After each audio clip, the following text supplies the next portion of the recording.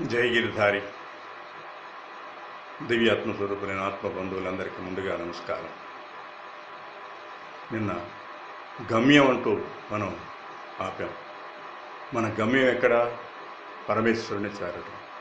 దానికి అనేక రకాల మార్గాలు, పూజ, జపం, ధ్యానం, యోగం, ఏ మార్గమైనా వెళ్ళచ్చు. కానీ భక్తి మార్గంలో నువ్వు ముందు మనశ్శుద్ధి చేసుకోవాలి. మనశ్శుద్ధి చేసుకున్నప్పుడే నీకు మనశ్శాంతి దొరుకుతుంది అన్నమాట.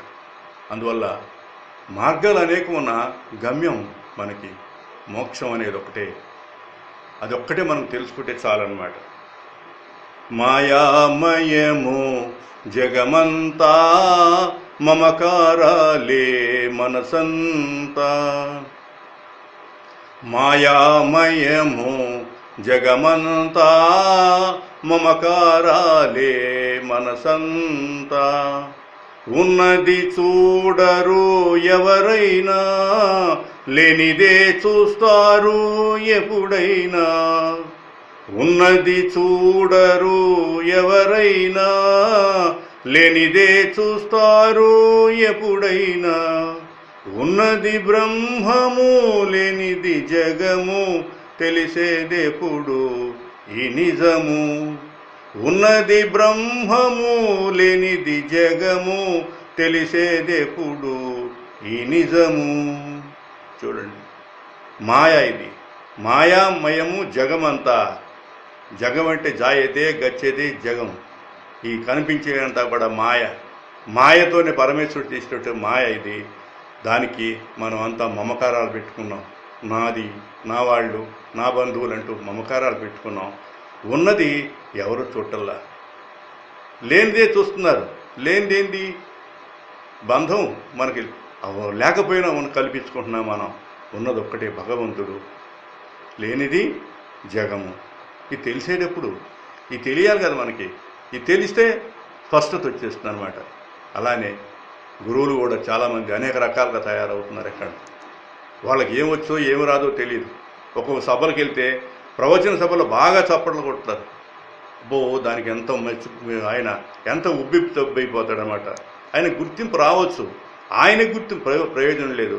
తత్వాన్ని అందించడానికి మార్గం మాత్రం అది.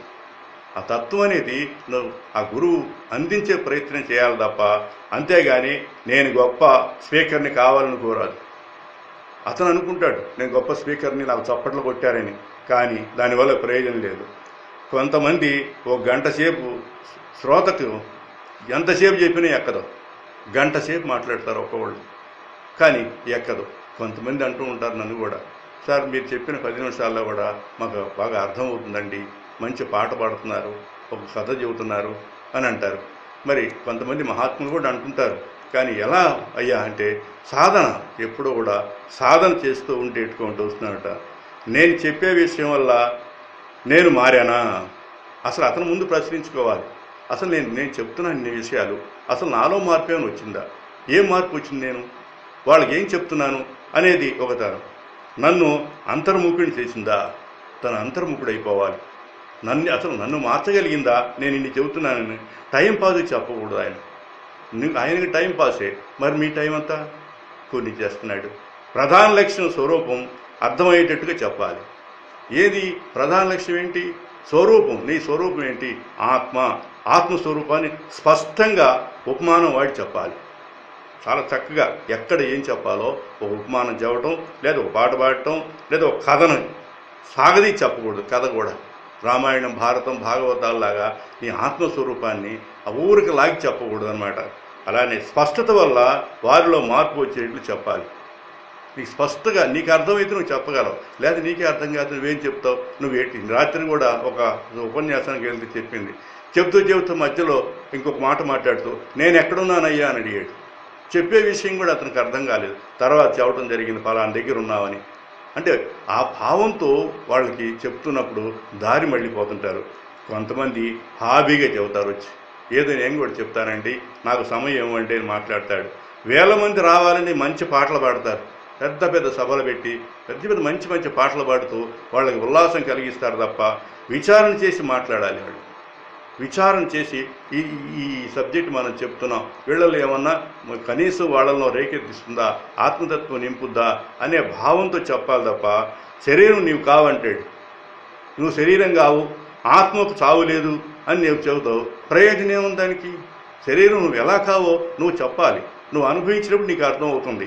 అందరూ చనిపోయేవారే, ఇక్కడ తీసుకెళ్లేవాళ్ళు ఎవ్వరు లేరు అని చెప్తూ ఉంటావు, అందరికి తెలుసు ఆ విషయం కూడా. కానీ నువ్వు మరలా చేయి దాపి నాకు ఇవ్వండి, విరాళం ఇవ్వండి అడుగుతున్నావు కదా. నువ్వేం చేసుకుంటావు? నువ్వు చెప్పే స్పష్టత ఉంది దాంట్లో. అదే రకంగా కథలు పురాణాలు చెప్పి మోసం చేయకూడదు వాళ్ళని. చూడండి, ఇవన్నీ జరుగుతున్నాయి, చూస్తే తీవ్ర విచారణ చెప్పాలి. తీవ్ర విచారణ అంటే చాలా అద్భుతంగా విచారణ చేయాలి. నిర్వాణ షట్కం అని ఒకటి ఉంటుంది. మనసునేం కాదు, బుద్ధినేం కాదు, అహంకారం నేను కాదు, చిత్తం నేది కాదంటూ ఊరక వల్లిచ్చేసి ఉపయోగం లేదు. మనోబుజ్జహంకార చిత్తాని నాహం నచ శ్రోత జిహ్వే నచ గ్రాణ నేత్రే నచ వ్యోమ భూమిర్న తేజో న వాయు చిదానంద రూప శివోహం శివోహం చిదానంద రూప శివోహం శివోహం. నిర్వాణ షట్కం అనే ఒక చిన్న 6 శ్లోకాలు ఉన్నది. మొట్టమొదటి శ్లోకం, మనస్సు నేను కాదు, మరి నువ్వెవరివి? బుద్ధి నేను కాదు, మరి నువ్వెవరివి?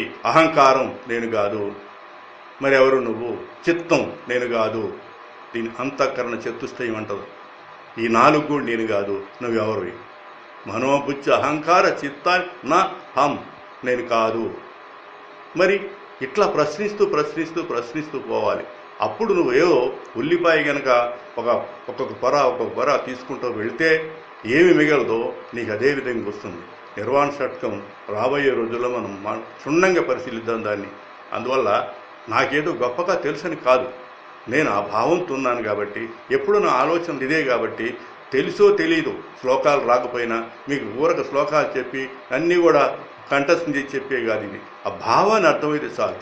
అందువల్ల నేను శ్లోకాలు అసలు టచ్ చేయను, వచ్చినా కూడా టచ్ చేయను, ఎక్కడో ఒకసారి టచ్ చేస్తా తప్ప. అందువల్ల మనకు ఎక్కువ సమయం లేదు, ఆ సమయాన్ని మీది వృధా చేయకూడదని నా తపన అనమాట.